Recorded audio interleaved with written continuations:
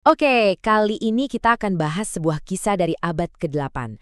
Cerita tentang salah satu kemenangan militer paling spektakuler dalam sejarah, sekaligus tragedi paling mengejutkan yang mengikutinya. Nah, ini dia pertanyaan utamanya. Gimana bisa sebuah kemenangan yang luar biasa justru berakhir tragis? Ini adalah kisah tentang ambisi, penaklukan, dan harga mahal yang harus dibayar untuk sebuah kesuksesan. Semuanya berawal di tahun 711 Masehi. Coba bayangin, ada sekelompok kecil pasukan dari Afrika Utara yang nekat menyeberangi lautan buat melawan seluruh kekuatan sebuah kerajaan. Jumlahnya hampir 1:10, benar-benar misi yang mustahil. Terus, gimana ceritanya invasi yang kelihatannya mustahil ini bisa beneran terjadi? Yuk, kita kenalan dulu sama tokoh-tokoh utamanya. Otak di balik semua ini adalah Musa bin Nusyair, gubernur Afrika Utara. Dia bukan komandan biasa, tapi seorang ahli strategi yang visioner, yang punya rencana besar. Dan disinilah kelihatan jeniusnya strategi Musa. Dia tidak turun tangan langsung memimpin invasi, tapi dia mempercayakan tugas berat ini ke jenderalnya yang paling hebat dan paling dia percaya, Tariq bin Ziyad. Tapi jangan salah, penaklukan ini tuh bukan keputusan semalam, sama sekali bukan. Ini adalah hasil akhir dari sebuah rencana super matang yang udah disiapin dengan sangat hati-hati selama bertahun-tahun. Nah, di sini kita bisa lihat betapa jenius dan sistematisnya Musa. Dia nggak gerasa-gerusu, dia beresin dulu rumahnya sendiri, menyatukan faksi-faksi yang tadinya saling serang di Afrika Utara, baru setelah itu melirik ke seberang lautan. Fondasi yang kuat itu segalanya. Oke, persiapannya udah matang, panggungnya siap, Tariq bin Ziyad pun memulai invasi yang bakal mengubah sejarah Eropa selamanya. Dengan cuma 12.000 prajurit, Tariq harus berhadapan langsung sama Raja Visigoth Roderick yang bawa 100.000 tentara. Gila kan? Tapi di luar dugaan semua orang, mereka nggak cuma menang, rajanya pun tewas di medan perang. Kemenangan pertama yang dramatis itu ibarat membuka pintu air. Penaklukan Andalusia setelah itu berjalan super cepat, kayak kilat. Cuma dalam hitungan beberapa tahun, hampir seluruh semenanjung Iberia berhasil mereka kuasai. Skala kemenangan mereka tuh wow, susah banget dibayangin. Harta rampasan perangnya luar biasa banyak, tawanannya juga.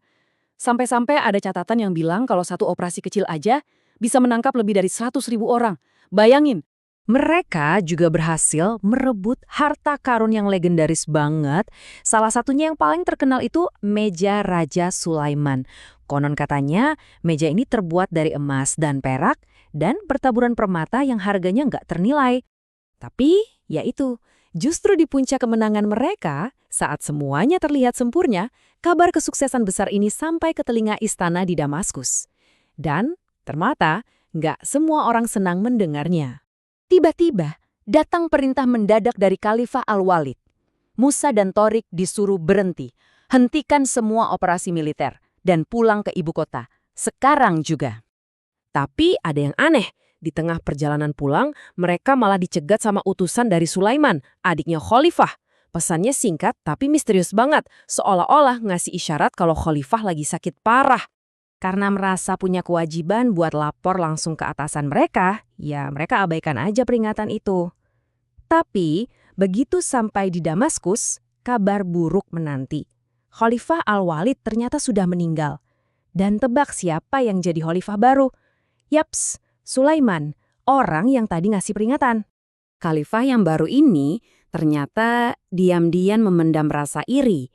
Dia ngelihat popularitas dan kekayaan Musa dan Tariq bukan sebagai prestasi buat kekhalifahan, tapi sebagai ancaman buat posisinya.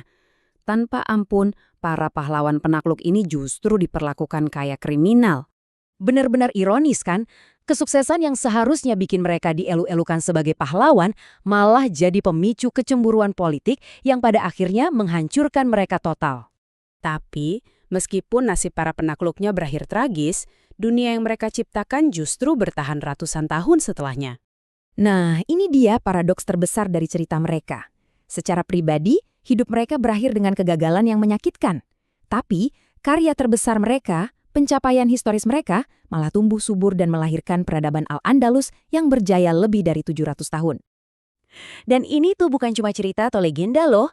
Arkeologi modern terus menemukan bukti-bukti nyata dari jangkauan mereka yang luar biasa. Ada kuburan kuno, ada mata uang, bahkan bangkai kapal yang ditemukan jauh sampai ke wilayah Prancis. Ini bukti konkret seberapa besar dampak invasi mereka. Pada akhirnya, kisah Musa dan Torik ini ninggalin kita dengan sebuah pertanyaan yang cukup dalam untuk direnungkan. Sebenarnya apa sih arti sebuah warisan? Dan seberapa mahal harga yang pantas dibayar untuk bisa mengubah dunia?